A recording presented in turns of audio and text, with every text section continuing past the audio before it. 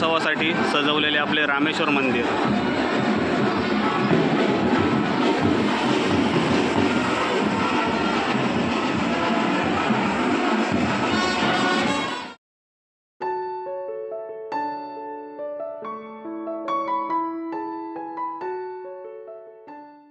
नमस्कार मित्रांनो, माझं नाव पराग कुबल आणि सध्या आम्ही कोकणातील सुंदर अशा माझ्या आचरा गावी आहे। मित्रांनो, मागच्या व्हिडिओमध्ये आपण गुढीपाडव्याला पालखी सोहळा बघितला।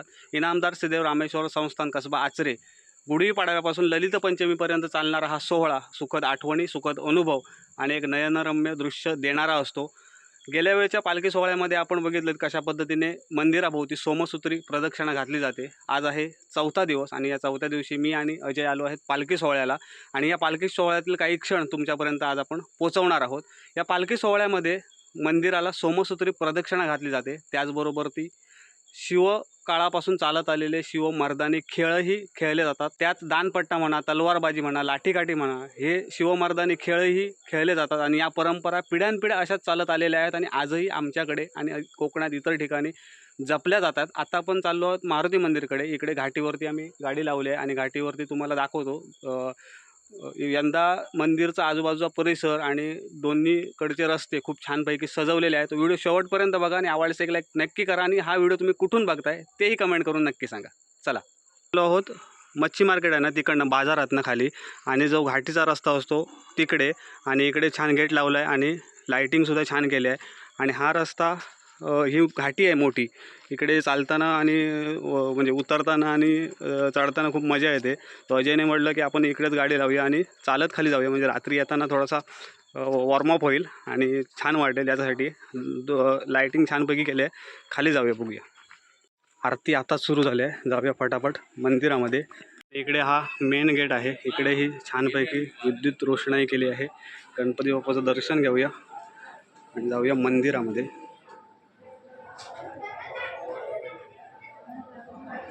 चला, आणि या उत्सवाच्या निमित्ताने रामनवमी दिवशी इकडे जत्रा भरते आणि इकडे छोटी छोटी दुकानंही लावलेली आहेत।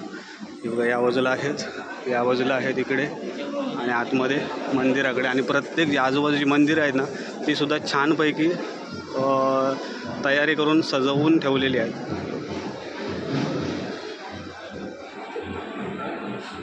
इकडे दीपस्तंभांना सुद्धा छानपैकी लाईटिंग केली आणि मंदिरातली तुम्हाला विद्युत रोषणाई दाखवते।